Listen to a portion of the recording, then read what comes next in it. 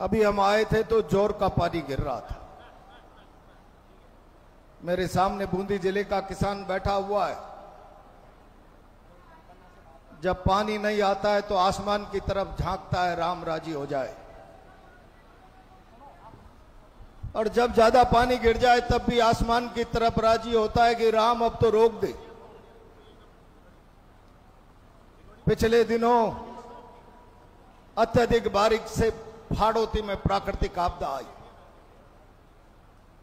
और आपदा भी इस स्तर की आई। मैं जाके आया हूं खटखट से लेकर ख्याउदा की मालियों की बाड़ी तक, पूरी की पूरी बाड़ी साफ हो गई। लोगों के पास न रहने का छप्पर बचा, न खाने के बर्तन बचे। मैं जाके आया हूं कल निम्बोदा हरीजी कोटम, एक छोटे से गांव में 10 करोड़ रुपए का नुकसान हो गया। और हम किसानों की जिंदगी जो प्रकृति की, ईश्वर की मर्जी पर निर्भर रहती, सदा से कहते आए राम राजी तो हमारा जीवन खुशहाल। और जब राम राजी ना हो, राम का प्रकृति का कोप हो जाए, तो फिर हमारे जीवन को बचाने के लिए राज राजी होना चाहिए। लेकिन हम पिछले कई दिनों से देख रहे हैं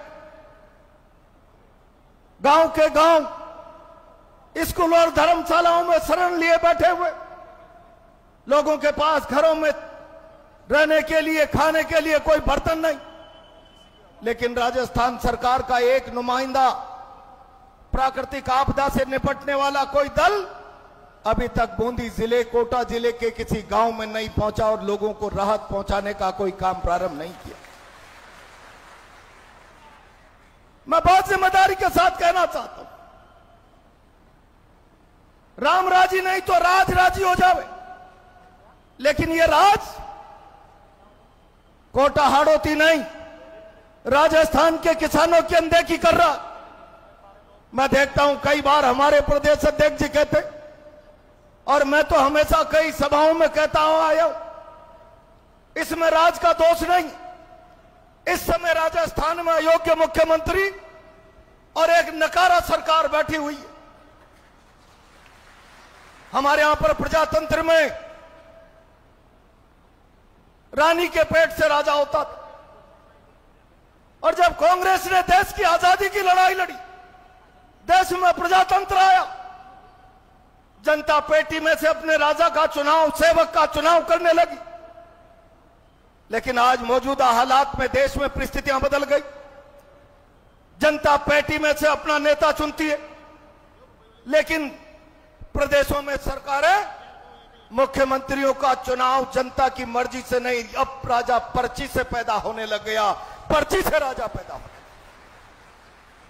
ये जो परिस्थितियां पैदा हो गई, ये साधारण परिस्थितियां नहीं है, ये जनादेश का अपमान है, जनता के भरोसे का अपमान है। जनता जिस पर भरोसा करती है, नेतृत्व पर विश्वास करती है, उसको ठोकर मार दी जाए। दिल्ली की मर्जी से, पर्ची से राजस्थान की जनता के माथे पर नकारा और अयोग्य नेतृत्व थोप दिया जाए। जो दिल्ली की पर्ची से आएगा वो दिल्ली के प्रति वफादारी निभाएगा, जो राजस्थान की मर्जी से आएगा वो राजस्थान के प्रति, जनता के प्रति वफादारी निभाएगा। यहाँ का मुख्यमंत्री राजस्थान की जनता की मर्जी से नहीं, दिल्ली की मर्जी से। डोटासरा जी और जूली जी अभी भी किसी प्रेस में कह रहे, राजस्थान का मुख्यमंत्री दिल्ली की मर्जी के बगैर कुछ कर नहीं सकता। इन विकट परिस्थितियों में राजस्थान की जनता के सामने कोई चारा नहीं बचता।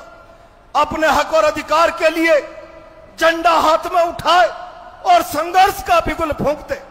मैं बहुत लंबी चौड़ी बात नहीं करना चाहता, मैं तो केवल इतना कहना चाहता हूं, किसान भाई और बहनों, पूरे देश में राहुल गांधी जी ने वोटर अधिकार यात्रा प्रारंभ कर रखी। हम जब भारत का संविधान उठाकर हाथ में लेते, 2024 के चुनाव में जिस संविधान की रक्षा और चुनौतियों की बात होती रही, उस संविधान का पहला पन्ना खोलिए और पहला पन्ना खोलकर एक लाइन पढ़िए, हम भारत के लोग, इस शब्द में संविधान की सारी शक्ति निहित है। और हम भारत के लोग, जनता में संविधान की सारी ताकत निहित है। सारे संविधान के अनुरूप चलने वाली, सारे हिंदुस्तान की व्यवस्था जनता के प्रति उत्तरदायी है। और आज जिस संविधान की ताकत जनता में निहित है, वो ताकत जनता वोट के माध्यम से प्रकट करती है। उसकी सारी की सारी शक्ति वोट के माध्यम से प्रकट करती है। और आज आपने देखा होगा, मैंने पार्लियामेंट का चुनाव लड़ा, क्या दृश्य बना। 5 साल में लोकतंत्र का बसंत पर्व आता है, जनता मन से मचलती है, अपने मन का प्रतिनिधित्व चुनने का प्रयास करती है और उस वोट की ताकत का प्रदर्शन करती है। उस पर भी डाका डाला जाने लगे, प्रशासनिक बेड़ियां लगा दी जाए, किसी का रोजगार छीन लेंगे, किसी का धंधा छीन लेंगे, किसी की जेसीबी बंद कर देंगे, किसी की खान बंद कर देंगे, किसी को कानून के शिकंजे में फंसा देंगे। ये लोगों के हक अधिकार पर शासन की ताकत के आधार पर जो डाका डालने का प्रयास प्रारंभ हुआ है, संविधान की आत्मा घायल है। और ये परिस्थितियां साधारण परिस्थितियां नहीं, ये परिस्थितियां आजादी की लड़ाई के बराबर इस मुल्क में संविधान की रक्षा के लिए लड़ने की स्थितियां बना रही। मैं तो इस अवसर पर केवल इतना कहना चाहता हूं, इस बात को साधारण रूप से नहीं ले रहा। राजस्थान का बूंदिया हाड़ौती का किसान, आपके पास वोट की ताकत के अलावा कोई ताकत नहीं। उस ताकत को भी पुलिस का सिपाही डरा कर प्रभावित कर दे, कोई इनकम टैक्स आईबी का, कोई सीआईडी सीबी का इंस्पेक्टर आकर आपके वोट की ताकत को प्रभावित कर दे, तो मैं समझता हूं ये आपके अधिकार पर डाका नहीं, लोकतंत्र की व्यवस्था का मजाक, संविधान की आत्मा में खंजर है। क्या हालात बन रहे देश में, मैंने देखा है। तालाब गांव के लोगों के 40 टन बजरी भरकर लेकर आ गए तो सीबीआई पीछे पड़ जाती है। 4 दिन पहले से पूरे हिंदुस्तान के अखबार चिल्ला रहे हैं, गुजरात में 10 राजनीतिक दलों को 4000 करोड़ से ज्यादा का चंदा दे दिया गया, जिनका आता नहीं पता नहीं। मोदी जी, शाह जी, यह हिंदुस्तान का आवाम सवाल कर रहा है, बताओ कौन से 10 राजनीतिक दल हैं जिनको चलते फिरते 4,500 करोड़ रुपए का चंदा दे दिया, 60 लाख रुपया केवल खर्चा किया। ये 4,500 करोड़ रुपया किसकी जेब में चला गया? 40 टन बजरी पे तालाब गांव में ईडी सीबीआई आ सकती है, क्या गुजरात के दलों पर ईडी सीबीआई जाएगी? या मोदी शाह की संरक्षण में, मोदी शाह के संरक्षण में लोगों की जेबों पर भी डाका डाला जा रहा है, सरेआम धज्जियां उड़ाई जा रही है।